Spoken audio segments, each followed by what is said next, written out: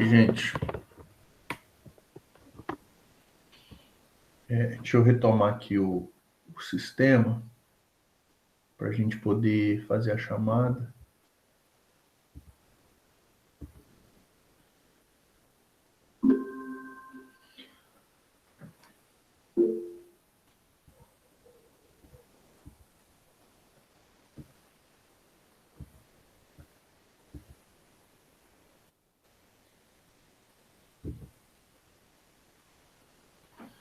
Estou conectando aqui a turma de vocês. Deixa eu ver como é que está o chat. Enquanto isso.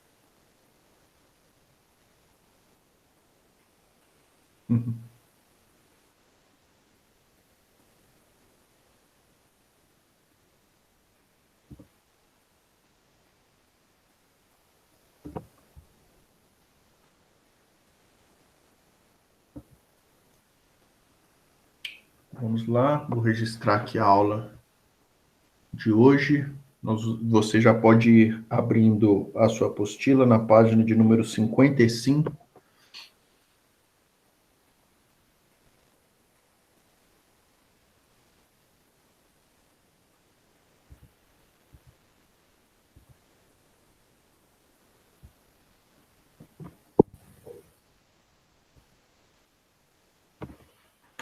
Enquanto isso, eu vou lançando aqui a aula para a gente poder fazer a chamada.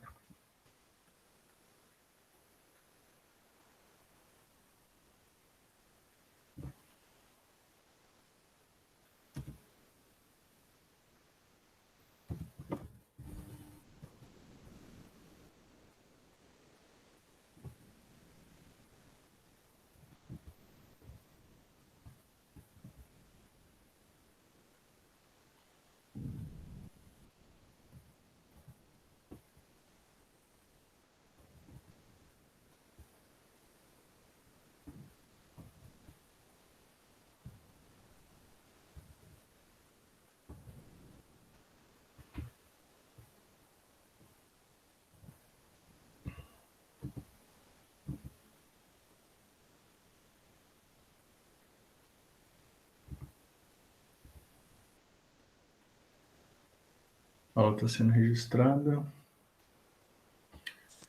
Professor, A internet hoje não está muito legal. Pode falar. o Lucas perguntou no chat que o senhor parece meio cansado. Cara, eu tô cansado, tô mexendo com mudança essa semana.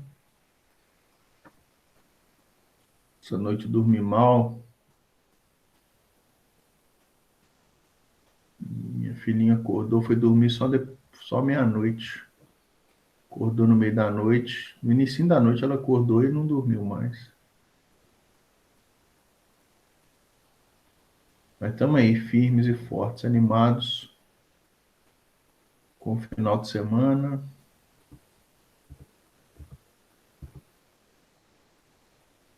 Mas por algum motivo não registrou aqui a aula. Mais um minutinho de paciência de vocês.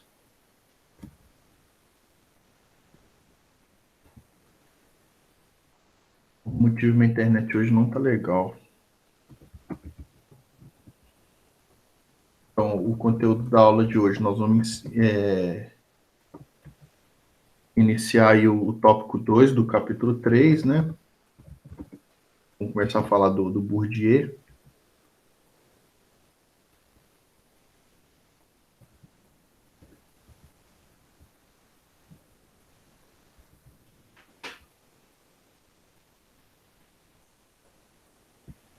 Vamos ver se agora vai.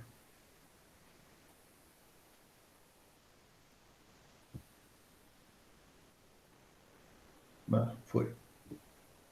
Vamos para a chamada, então. Aquele mesmo esquema que vocês já estão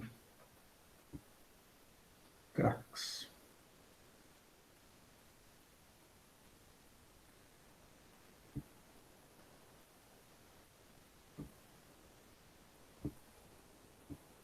BH. Cadê o Bernardo? Tá aí. Carol. Presente.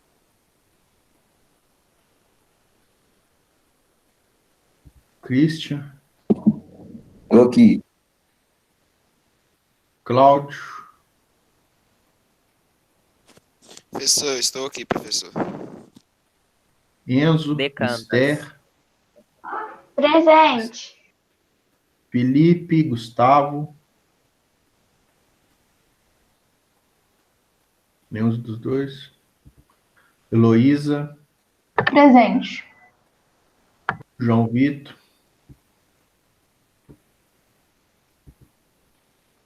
Jonatas. Laiane. Presente, professor. Lucas Fernandes. Lucas Henrique. Maria Eduarda. Presente. Cadê a Maria Eduarda, não?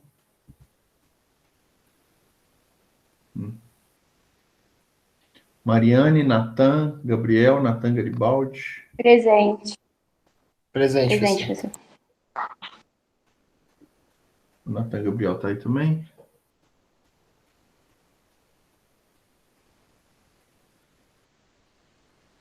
Nicolas, Pedro, Rafael e Sara.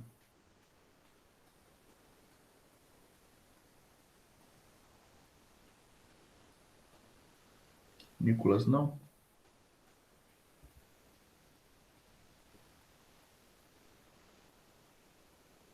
Tá ok.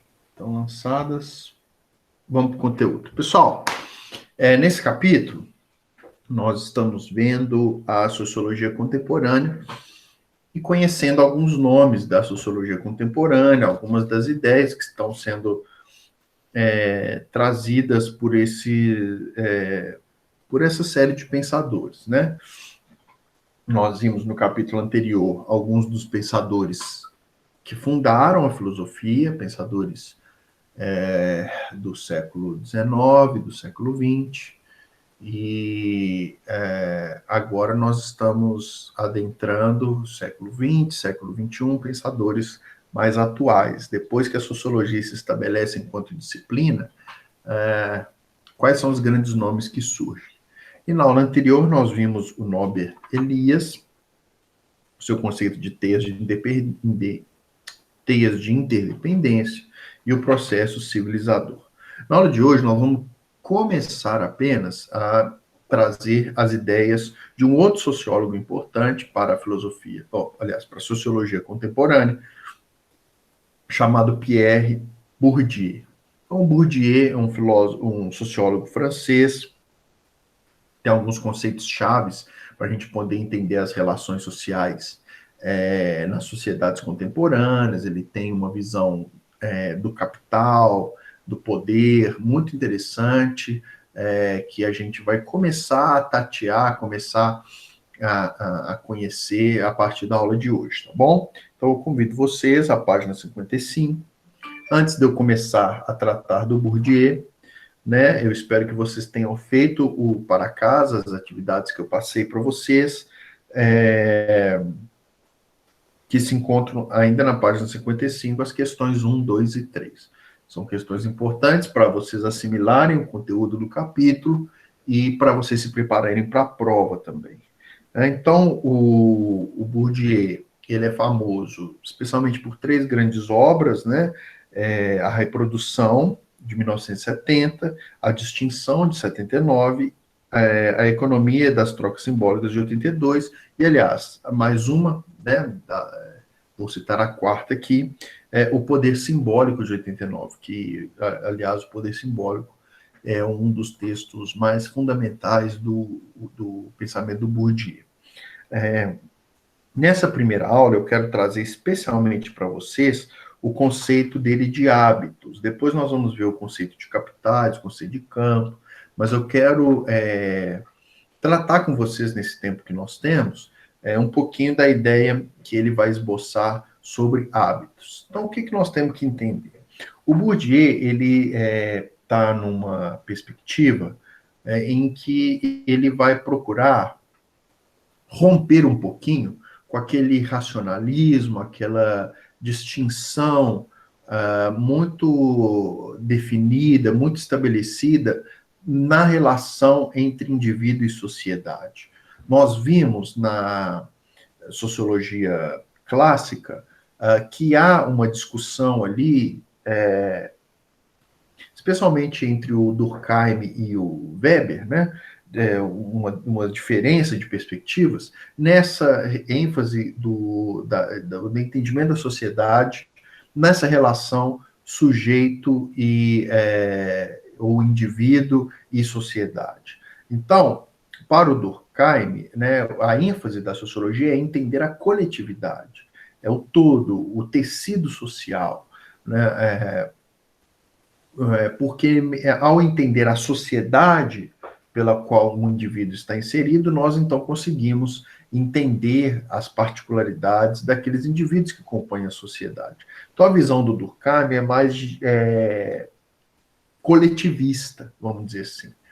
Então ele entende a sociedade enquanto processos plurais, processos macro, de instituições, de tradições, que vão modelando os indivíduos que estão inseridos nessa sociedade. Por outro lado, quando a gente vai para a sociologia do Max Weber, nós temos a ênfase inversa, nós temos a ênfase no indivíduo, no particular, porque para o Weber, a sociologia ela deve se ocupar de identificar, e por isso é uma sociologia compreensiva, ela vai identificar, ela vai compreender como que o conjunto de relações sociais de uma determinada sociedade molda aquela sociedade. Então, para o Weber, cada sociedade é única e irrepetível, porque cada sociedade é composta por indivíduos únicos e irrepetíveis. Então, como a sociedade é construída a partir dessas micro-relações, vamos dizer assim, que vão construindo, então, o conjunto mais amplo da sociedade, você enfatiza o seu estudo na compreensão dessas relações, das relações sociais, das relações que indivíduos estabelecem entre si e que geram hábitos, costumes, né? E que o Max Weber vai chamar de tipos ideais também, né? São os tipos de ação e quais os critérios para esses tipos de ação, que caminham de uma visão menos racionalista, mais tradicional, para uma ênfase mais racionalista, né? Que para ele é o objetivo de um desenvolvimento social, você racionalizar os processos de relação social. Bom, por que eu estou dizendo isso? Porque o Bourdieu ele vai questionar essa dicotomia, vamos dizer assim, entre indivíduo e sociedade. Para o Bourdieu, há um certo paradoxo nessas questões, né?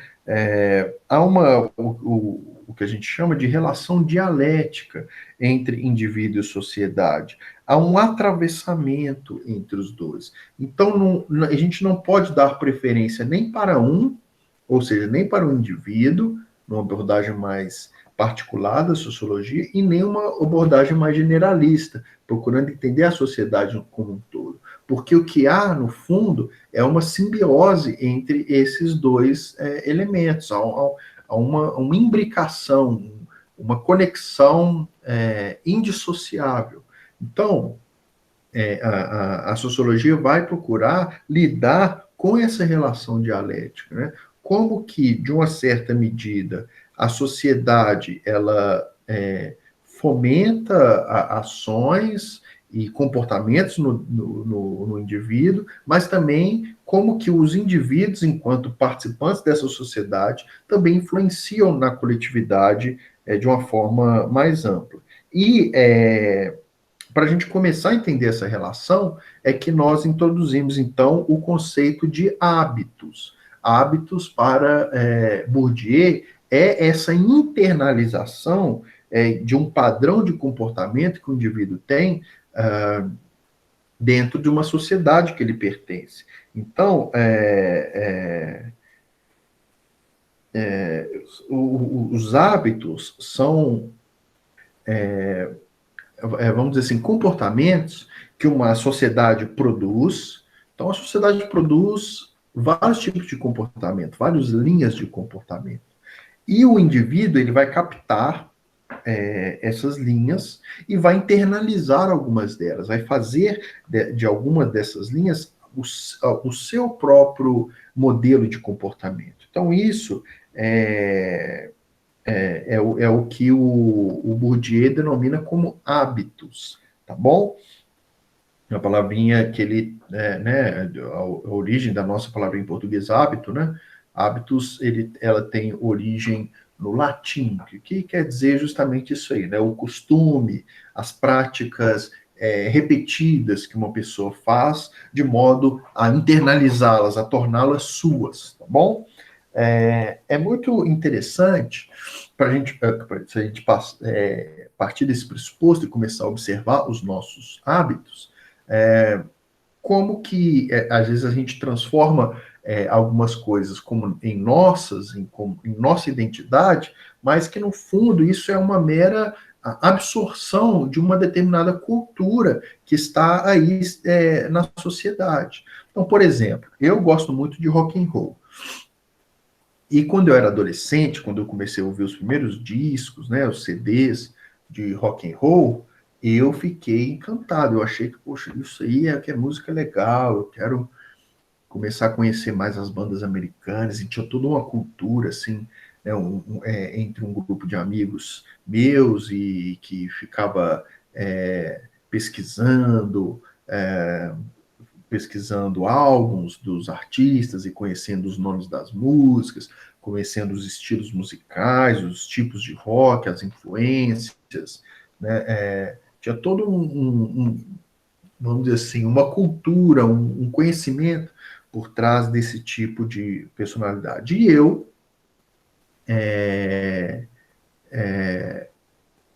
deixa eu ver aqui o chat se manifestou. Tá. Então, e eu, na adolescência, eu criei esse gosto que moldou, de alguma forma, a minha identidade, né? Então, eu comecei a frequentar ambientes de entretenimento ligados ao rock, eu ia em shows de rock, quando eu queria descansar, ter um momento de lazer em casa, eu colocava um CD de rock para ouvir. Mas perceba que o rock não foi eu que criei, nem foi meu grupo de amigos que criou. Esse, vamos dizer assim, essa tribo urbana do rock and roll, ela já estava aí à minha disposição. E eu, na medida em que percebi essa cultura, essa manifestação cultural, esse hábito, esse comportamento de um determinado grupo da sociedade, que meus amigos na época começaram a se interessar também, a se envolver, eu comecei a me identificar com isso e a transformar nisso numa cultura que era minha. Vamos perceber todo o universo de linguagem que está por trás disso. Então, às vezes, né, o rock tem muito isso, mas outras questões também, por exemplo, isso vai ditar, muitas vezes, até a moda, a roupa. Então, na minha época, tinha muito esse negócio de usar camisas de banda, de rock, tá? Eu tive uma fase meio assim, né? Eu me lembro que eu ia numa feirinha que tinha lá na minha cidade, eu morava em Contagem nessa época, e aí tinha uma feirinha lá chamada Feirinha do Paraguai, lá no bairro Dourado. Não sei se aqui é alguém que conhece. Mas aí eu ia lá no final de semana, eu tinha um dinheirinho, eu gostava de ir lá para comprar camisas de banda. Então, quando eu saí com meu pai uma vez, ele falou, olha, tá no inverno, você está precisando de comprar uma blusa de frio, qual roupa que você quer? Aí eu quis comprar uma jaqueta de couro, porque eu achava que ia adequar a moda, ao ambiente que eu estava frequentando naquela época. Perceba, pessoal, que a forma de se vestir, né, alguns comportamentos, às vezes até linguagem, né, às vezes você cria determinadas linguagens que estão ligadas a um determinado grupo, uma tribo urbana, e isso tudo passou a ser o Beto. O Beto era identificado por essas escolhas, por essas preferências. Mas perceba que essas escolhas e essas preferências, elas são uma possibilidade que a própria sociedade, a própria cultura me forneceu. Agora é curioso, por exemplo, eu sou músico também, então eu comecei a tocar em bandas, tal. Agora vamos imaginar que o Beto se tornasse um grande músico de rock, começasse a influenciar também este meio, começasse a gerar cultura dentro deste meio, a começar a gerar linguagem dentro desse meio. Estou dando um exemplo. E a partir disso, eu também poderia influenciar o meio do rock and roll, poderia lançar um álbum inédito, um álbum com uma linguagem nova, uma linguagem que ia levar essa tribo urbana do rock and roll para outros caminhos. Estou dando exemplo para vocês de como é uma relação simbiótica. Ao mesmo tempo que eu recebo da cultura uma identidade, um determinado conjunto de símbolos que vão formar minha identidade, eu, enquanto agente social, eu também posso retroalimentar, posso influenciar outras pessoas, ou posso até, de alguma forma, dependendo do nível de projeção que eu tiver, influenciar a própria, aquele próprio nicho, ou aquele próprio grupo da sociedade. Então, o que o Bourdieu quer dizer com hábito está muito ligado a essa simbiose, essa inter-relação entre receber influências da cultura e me moldar por meio dessas influências e também ser um agente de modelagem dessa própria cultura, ok?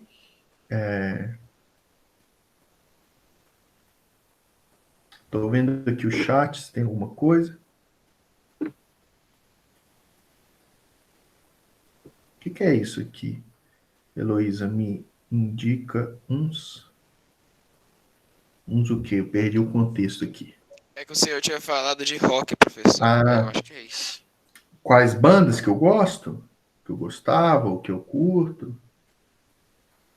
Não entendi a pergunta. Bom, me explica melhor aí que eu respondo sem problema. Então, essa ideia, eu te dei um exemplo que é muito clássico, assim, né? Que é um nicho muito bem definido, né? Me explica de novo hábitos, Esther. Então, vamos lá na página 55 e vamos pegar o conceito do livro, né? Eu tentei transformar isso numa linguagem mais explicativa, mais oral, mas vamos deter ao conceito aqui. Então, o hábitos é o padrão de comportamento internalizado que orienta a ação dos indivíduos. Então, isso é o hábito. O hábito é um padrão, um modelo de ação, de formação de identidade que está disponível na sociedade e que, num determinado momento, eu assumo como meu. Então, por exemplo,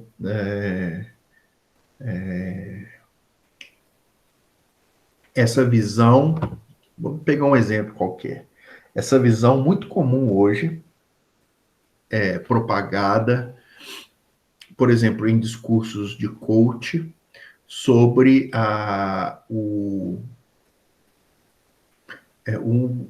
o protagonismo, o empreendimento do indivíduo. Estou falando difícil aqui, mas eu vou tentar simplificar. Tem se lançado uma ideia cada vez mais presente na nossa sociedade contemporânea dos valores que uma pessoa deve ter enquanto empreendedor. Então, uma pessoa que quer se dar bem na vida, uma pessoa que quer se dar bem na vida, qual o modelo de sucesso? Então, uma pessoa que tem um modelo de sucesso é uma pessoa que tem muita influência, que é muito vista, que é reconhecida, que tem um nome público, que tem muitos seguidores em redes sociais, que é um digital influencer, e com isso ganha muito dinheiro, e com isso influencia muitas pessoas. Então, se criou, num modelo ideológico muito ligado a essas ferramentas de coaching, uma ideia de desenvolvimento humano, uma ideia de desenvolvimento social, muito ligado ao sucesso. Sucesso financeiro, sucesso de reconhecimento público e outras coisas. E muitas pessoas entram nessa mentalidade e se transformam num mini reprodutor desse tipo de ideia.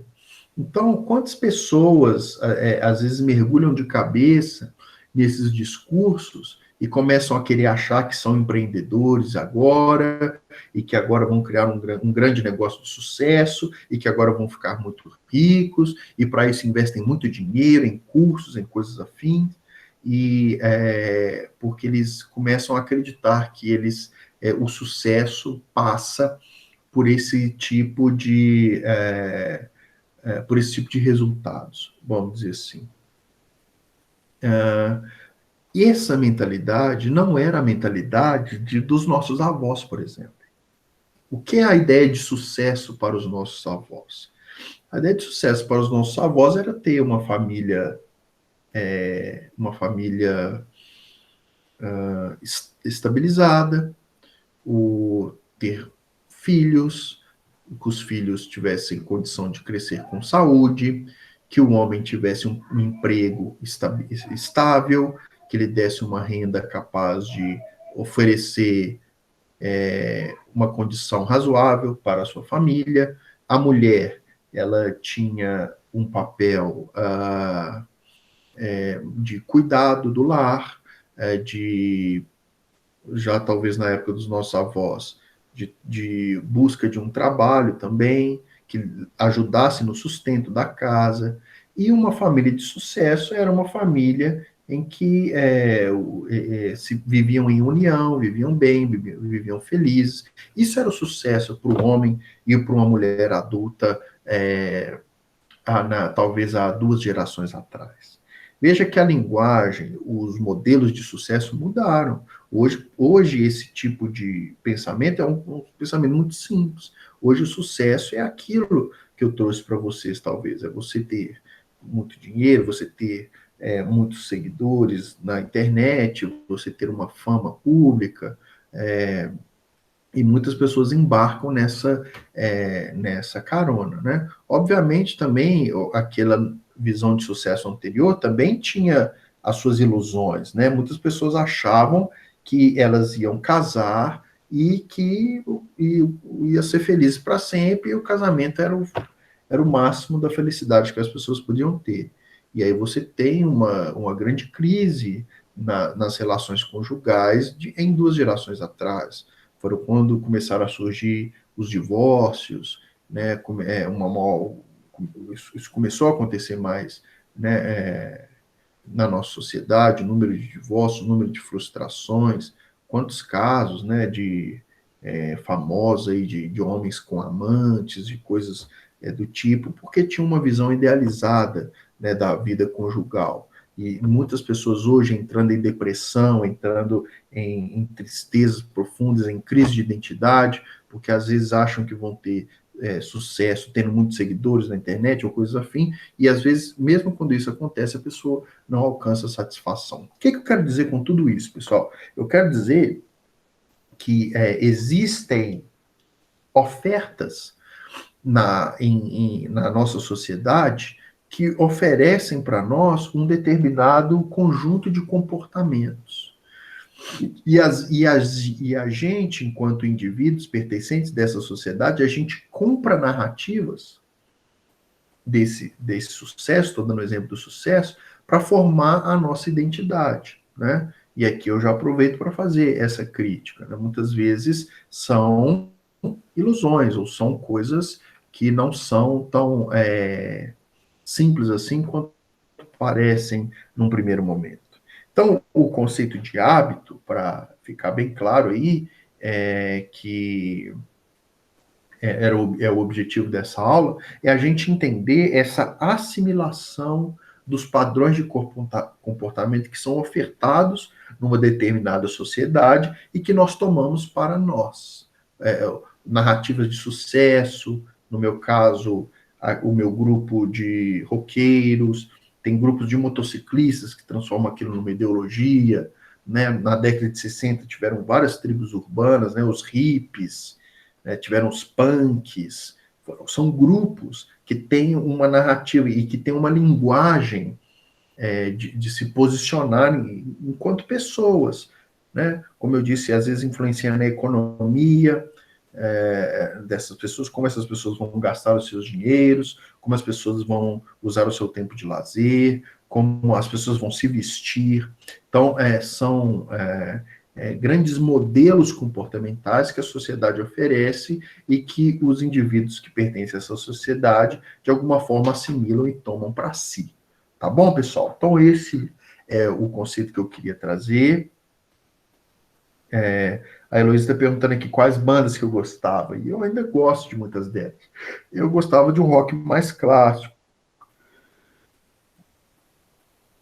Então, na minha época, eu gostava de Metallica, eu gostava de Iron Maiden, eu gostava...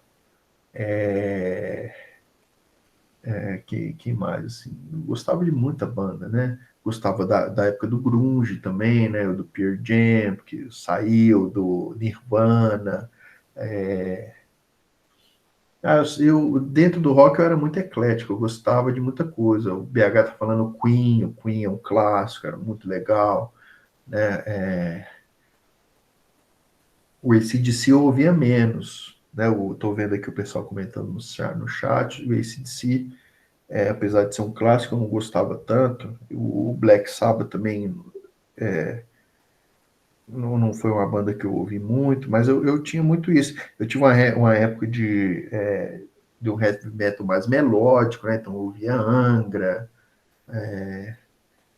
ouvia esse pessoal aí do speed metal. Um monte de banda, gente. Não vou ficar falando uma por uma aqui, mas gostava muito dessas bandas americanas, dessas bandas britânicas. De Led Zeppelin, sem dúvida, né? O BH falando, Led Zeppelin gostava muito, ouvir, tinha muita admiração pela capacidade, o The Who, eu gostava, né? Agora, funk eu nunca gostei, o BH comentando aqui. Nunca gostei, sertanejo universitário nunca gostei. Mas respeito quem gosta, né? Tem coisas boas em todo estilo musical, mas não era muito meu estilo. Mas enfim, pessoal, então é isso aí. Eu espero que vocês tenham compreendido essa ideia de hábitos trazida pelo Bourdieu, né? Essa comparação que nós fizemos da relação indivíduo e coletividade com a sociologia clássica e com o próprio Bourdieu, né? Vocês tendo compreendido isso, eu vou entender minha aula como com a missão cumprida, tá bom? Eu vou encerrar a gravação e aí a gente permanece aqui no chat mais algum tempinho. Se tiver alguma dúvida, alguma questão, eu vou me colocar à disposição mais alguns minutos para vocês, tá? No mais, um grande abraço.